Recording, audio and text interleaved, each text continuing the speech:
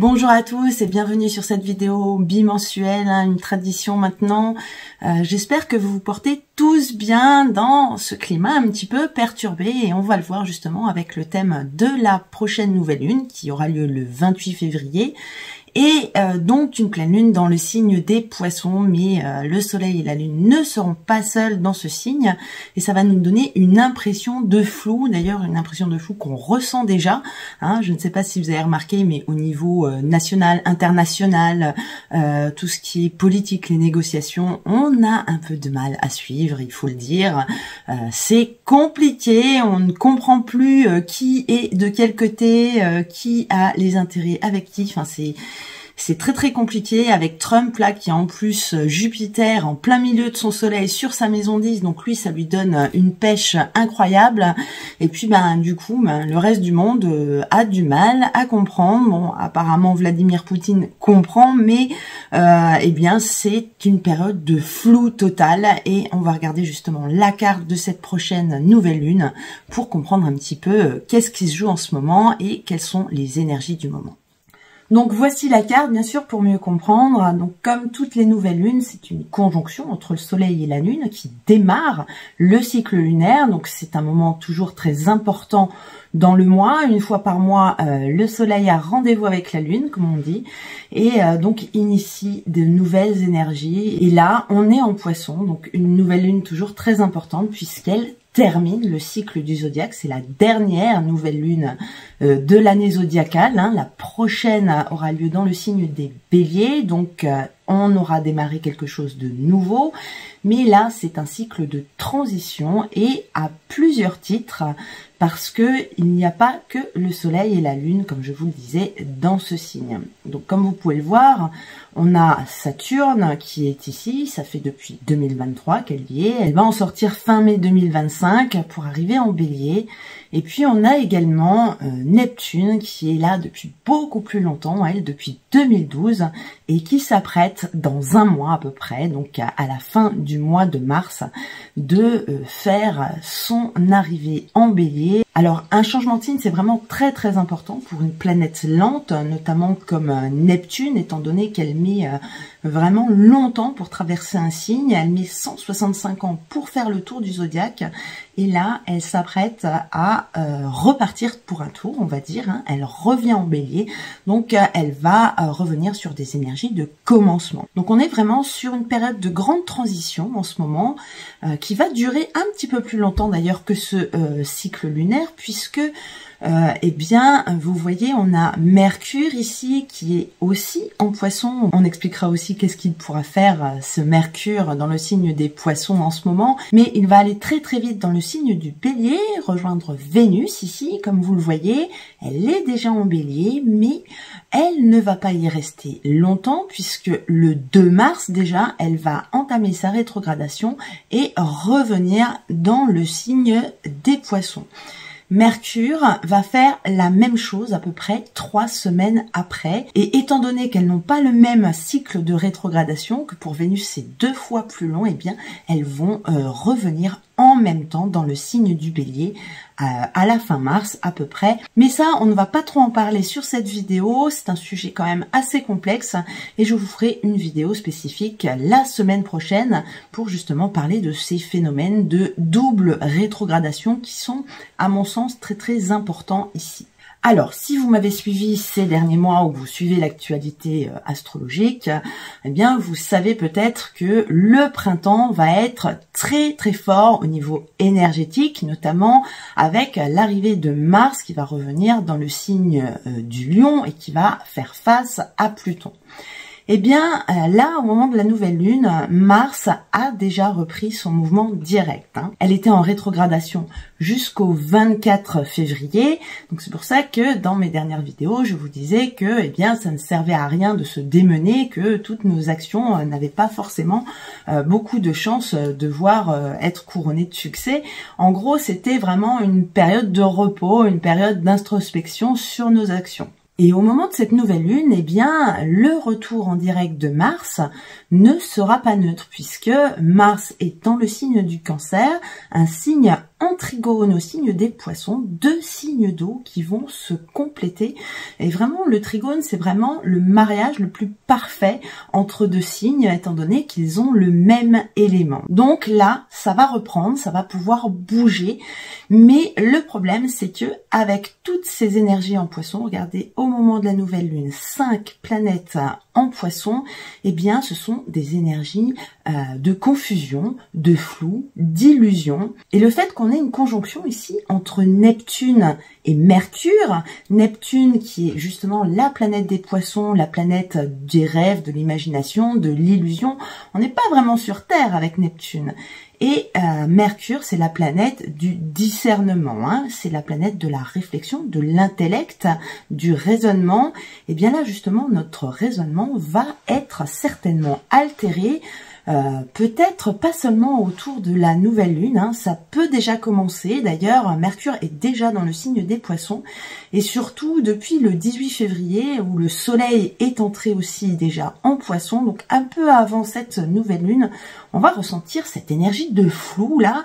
On aura du mal à comprendre qu'est-ce qui se passe, quels sont les enjeux qui s'offrent à nous, les tenants et les aboutissants, et ça risque d'être un petit peu perturbant parce que on aura l'impression de ne pas maîtriser la situation, de ne pas comprendre tout simplement. C'est ce qui se passe un petit peu dans l'actualité en ce moment, hein. On ne sait pas trop ce que Trump et Poutine se disent. Zelensky est là complètement perdu. Les Européens non plus ne savent pas trop ce qui se décide de l'autre côté de l'Oural. Et puis même au niveau de l'Europe, hein, en Allemagne, on est sur la fin du mandat d'Olaf Scholz. Il va y avoir des élections, donc on ne sait pas qui est-ce qui va sortir. Donc flou, encore une fois, incertitude.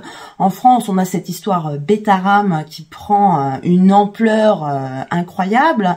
Donc je vous l'avais dit, hein, François Bayrou a en ce moment Pluton qui est en train de passer sur sa lune, hein. Il a la lune en début du signe du Verseau, donc ça va être compliqué, et d'ailleurs de plus en plus compliqué pour lui, étant donné que Mars va arriver bientôt, donc ça sera le 19 avril. Donc lui, il va vraiment avoir cette opposition Mars-Pluton dans un endroit très très délicat de son thème, étant donné que la lune joue sur les émotions. Il le ressent déjà bien sûr avec Pluton en conjonction à sa lune, mais lorsque Mars va passer en opposition, eh bien là, ça va être sans commune mesure. Donc pourquoi déterrer cette affaire maintenant?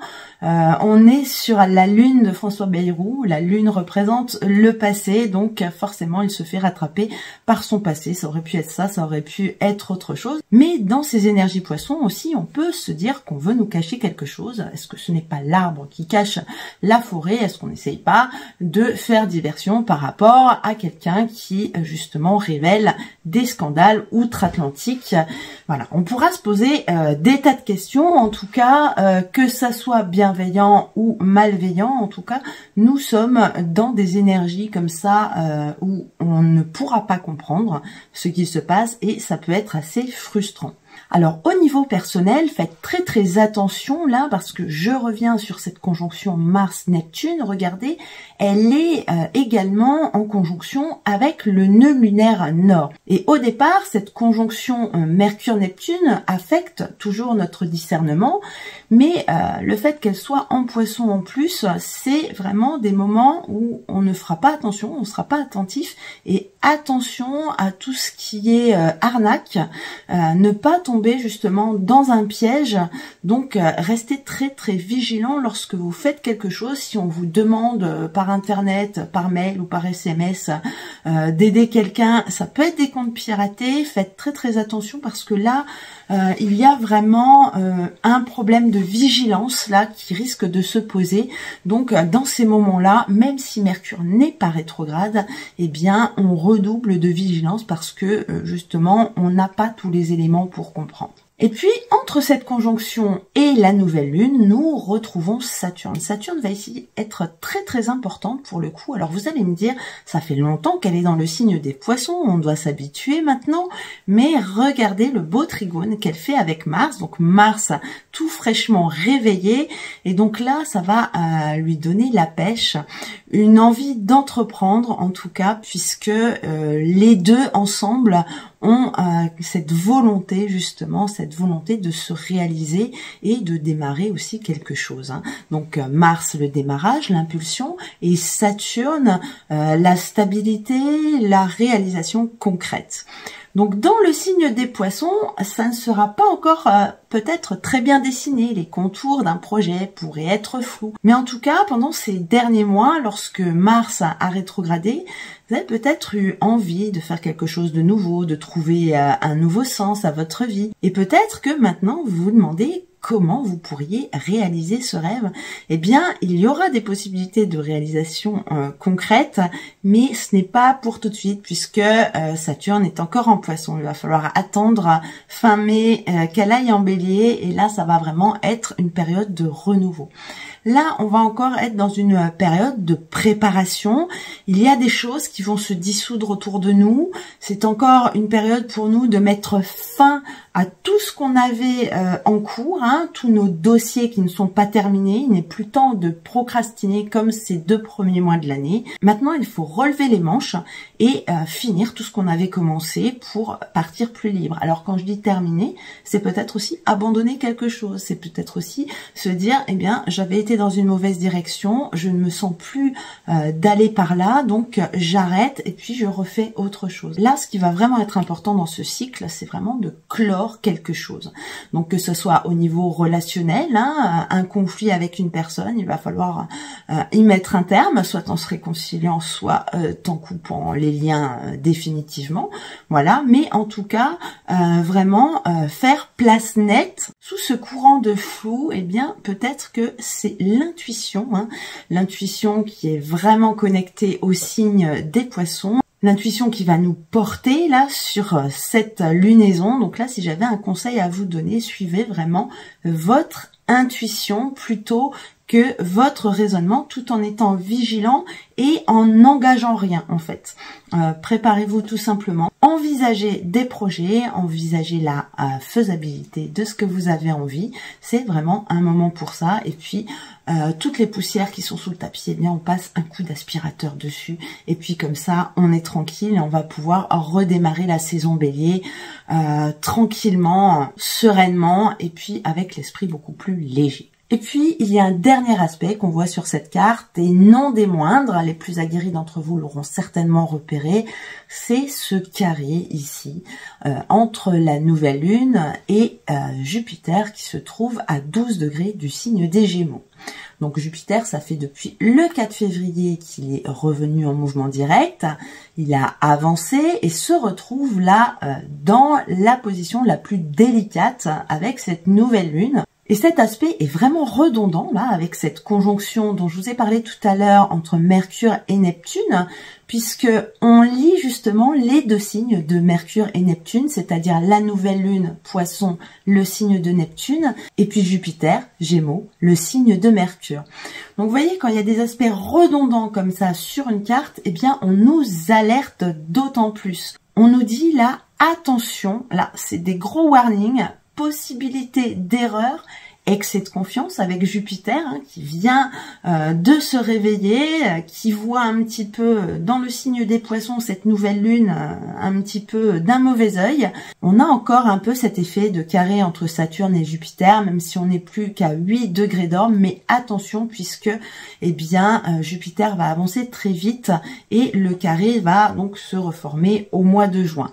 En tout cas, pour l'heure, pour cette nouvelle lune et puis pour les jours aux alentours, puisque bien sûr le soleil restera bien plus longtemps dans ces parages que la nouvelle lune, on va dire 2-3 jours avant et puis bien une bonne semaine après. Attention vraiment, risque d'erreur ici, risque d'erreur de jugement, d'arnaque, en tout genre. Faites vraiment très attention lorsque Mercure est mal aspecté comme ça. Eh bien Mercure c'est aussi le dieu des voleurs, ne l'oublions pas. Donc, qu'est-ce qu'on peut retenir de tout ça en définitive? Eh bien, beaucoup de flou, manque de visibilité, un monde d'illusions peut-être, on ne verra pas la réalité telle qu'elle est, et donc méfiance, prudence dans ces cas-là, et une envie aussi avec autant de planètes en Poisson de se laisser porter par le courant. C'est un peu comme si on était sur une barque en plein milieu de la mer, on se laisse bercer par le doux cliquetis des vagues. On est bien, on rêve, on est dans nos mondes un petit peu oniriques, on est dans la lune comme je dis toujours, mais le problème c'est que pour gérer le quotidien, eh bien ça ne sera pas facile.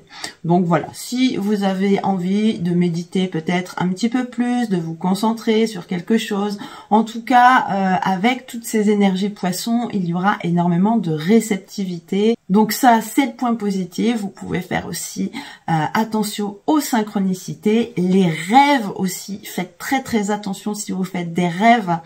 En ce moment, ils vont être très porteurs de messages, donc n'oubliez pas de les noter lorsque vous vous réveillez. Le contact entre le conscient et l'inconscient là est très proche, la frontière est vraiment très poreuse et on peut avoir justement accès aux frontières de l'inconscient, des mondes subtils, pour ceux qui ont des dons. Voilà, c'est toujours très intéressant ce genre de disposition. Au niveau collectif mondial, je pense que ça sera la même chose. Ça sera compliqué vraiment de suivre les actualités ces prochains temps. Et puis lorsque Neptune surtout va arriver en Bélier, on y verra peut-être plus clair. Mais il va falloir quand même rester vigilant puisque on sait qu'on va avoir ce gros passage au mois d'avril, 19, 20 et 21 avril. Donc entre Mars et Pluton, aspect qu'on a déjà eu justement le 1er novembre, 1er ou 2 novembre, je ne sais plus, en tout cas c'était concomitant à l'élection de Donald Trump. Donc à mon avis, il pourra se passer quelque chose en rapport avec lui, puisque la première opposition le concernait. On peut penser qu'il y a des choses qu'il va vouloir acter, et donc ça risque d'être un petit peu compliqué aussi. Et pour finir, on va faire le tour des signes. Donc on va commencer par les Poissons, forcément. Alors pour vous, paradoxalement, ce sera peut-être le début de quelque chose. Et oui, c'est la fin pour tout le monde, mais si vous avez beaucoup de choses en Poisson, eh bien justement, toutes ces énergies vont vous booster, vont vous demander d'avancer. Donc faites attention, toujours dans la prudence. Ça, par contre, vous n'êtes pas épargné. Vous avez la nouvelle lune en carré à Jupiter. Donc il y a des possibilités d'action, mais toujours avec une grande méfiance. Prenez des précautions si vous voulez mettre des choses en place. Les personnes pour qui ce sera le plus dur, je pense, eh bien, ce sera les dominants du signe de la Vierge. Surtout les personnes qui sont nées au mois de septembre, puisque les débuts du signe seront un petit peu épargnés. La nouvelle lune est à 9 degrés du signe, et puis Saturne est déjà à 20 degrés. Donc pour vous, c'est un petit peu du passé, l'opposition à Saturne. Maintenant, si vous avez quelque chose dans le premier ou dans le deuxième décan de la Vierge, eh bien là, ça va vous contraindre, parce que là, c'est la planète de l'ordre, Saturne. Vous aimez l'ordre, vous êtes un signe qui aime l'ordre, l'organisation, la méthode, mais donc dans un signe de lâcher prise, on va dire, de tranquillité, eh bien ce sont des énergies qui ne vont pas du tout vous convenir, mais justement c'est tout l'intérêt qu'il va y avoir, puisque un axe doit par définition s'équilibrer. Donc si vous sentez que vous êtes trop rigide sur certaines choses, si vous avez des petites manies, des choses comme ça, c'est vraiment le moment pour essayer de lâcher un petit peu prise. Alors je sais, je le dis, c'est facile, ce n'est pas du tout facile, non, bien au contraire, mais voilà, faites des petites tentatives comme ça pour vous sentir un petit peu mieux et pour décompresser un petit peu, parce que sinon ça risque d'être assez tendu pour vous ce mois des Poissons. Les signes en carré, donc Sagittaire et Gémeaux, donc ça ne va pas être du tout la même chose. Donc Sagittaire, vous avez votre planète qui est en opposition et qui vient de reprendre son mouvement direct. Jupiter avance beaucoup plus vite que ces derniers jours. Donc attention aux excès de confiance, là, surtout avec des tas de planètes en carré à votre signe. Là, faites attention, vous avez peut-être l'impression que le monde est à portée de main, que tout peut être facile et que vous pouvez tout réussir. Attention, vous aurez tendance à pécher par excès de confiance. Donc voilà, méfiez-vous de ne pas avoir les yeux plus gros que le ventre, tout simplement. Les dominants Gémeaux, compliqués aussi, parce que quand on a Jupiter dans son signe, eh bien normalement c'est signe de chance, de succès, de réussite, hein, la bénéfique du zodiaque qui est chez nous, on aime ça en général. Le problème c'est que avec toutes ces planètes en carré, eh bien elle va renforcer encore l'effet de carré des poissons. Donc là vraiment au niveau discernement, donc surtout vous, j'allais dire surtout nous, parce que je suis Gémeaux également, donc ces prochaines semaines, je sais que je ne prendrai pas de nouvelles décisions, je ne changerai pas de direction. Pourquoi? Parce que, eh bien, ce n'est pas le moment. Quand je disais qu'il fallait finir ce qu'on avait commencé, c'est peut-être encore bien plus pour vous qui êtes dominant Gémeaux. Voilà, donc ça c'était pour les signes en tension. On va passer maintenant aux signes pour qui cette nouvelle lune et puis cette période sera bien bénéfique, hein. Alors bien sûr les signes en trigone, le Scorpion. Donc si vous êtes dominant Scorpion, vous allez avoir énormément d'énergie là qui va vous arriver de toutes parts, hein. De ces 5 planètes en Poisson, donc qui vont vous donner énormément d'intuition. Et ça, quand on est Scorpion, quand on a de l'intuition, on découvre justement des vérités cachées. Vous allez peut-être vouloir même aller fuiner, hein. Si vous ne comprenez pas, vous allez peut-être essayer de déterrer, de trouver des cadavres dans les placards. Et c'est peut-être quelque chose qui risque de vous amuser également, mais vous aurez aussi la force de Mars avec vous qui reprend son mouvement direct dans le signe du Cancer. Donc en fait, vous avez vraiment de toutes parts là énormément d'énergie. Donc s'il y a une vraie bonne période dans l'année, donc ce sera vraiment ce mois de lunaison pour vous. Les cancers également, cancer, dominant cancer, surtout lune en cancer, vous êtes très très sensible. La lune donc est en cancer, donc forcément cette nouvelle lune va être très très importante pour vous, vous qui êtes dominant lunaire. Donc ça va être quelque chose de très intéressant sur le plan émotionnel. Il peut y avoir une période de guérison émotionnelle aussi, hein, de relâchement des tensions, là, d'apaisement. Avec Mars dans votre signe, vous pourrez vous sentir peut-être plus fort, plus armé face à la vie, et puis envie justement de sortir un petit peu de votre coquille et d'avancer un petit peu dans la vie. Les 2 signes en sextile, bien sûr, les 2 autres signes de terre, donc Capricorne et Taureau, ces énergies vont très bien rejaillir sur vous, notamment pour les Capricornes avec Saturne qui est en sextile à votre signe. Donc ça fait longtemps que c'est une bonne période pour vous, mais là le fait que la nouvelle lune se passe chez vous, eh bien ça va encore amplifier tout ça. Donc c'est vraiment un signe de réussite en ce moment, c'est vraiment une période où vous serez assez chanceux. Et puis donc les taureaux également, dans une moindre mesure peut-être, mais vous avez toujours le bénéfice d'Uranus qui est chez vous, qui vous embête peut-être un petit peu, puisqu'Uranus, quand elle passe sur un signe important de notre thème, eh bien elle nous met, comme je dis toujours, des petits coups de pied aux fesses pour nous faire avancer, mais on va dire c'est la fin du transit, donc vous y voyez peut-être déjà plus clair, vous, en tout cas, exception qui confirme la règle en ces derniers temps, mais faites quand même très attention où vous mettez les pieds. Et puis pour finir, les 4 signes en sextile et en quinconce, on sait toujours que ce sont les signes les moins influencés par une nouvelle lune. Donc effectivement, ça sera assez neutre ces énergies pour les balances, les lions et puis aussi les verseaux. En revanche, les béliers, eh bien, vous avez Vénus dans votre signe. Donc, quelle chance, Vénus, bon, elle va rétrograder, certes, mais elle a le mérite d'être là depuis un petit moment. Mais elle va être au moment de cette nouvelle lune en demi-sextile exact à cette nouvelle lune. Donc 30 degrés entre le soleil et la lune et Vénus, donc qui est chez vous. Donc ça vous apporte beaucoup de charme, un certain magnétisme, hein, quand on a Vénus dans un signe important de son thème.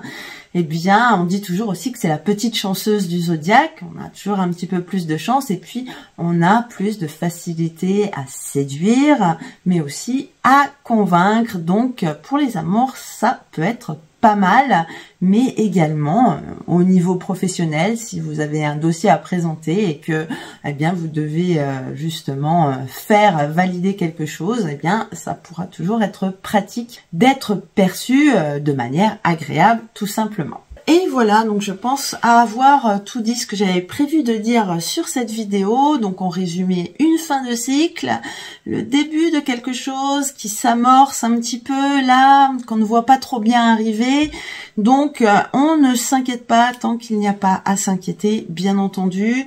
Et puis, donc, de toute façon, il va y avoir des rétrogradations, il va y avoir pas mal de choses ces prochaines semaines, courant du mois de mars, notamment fin mars.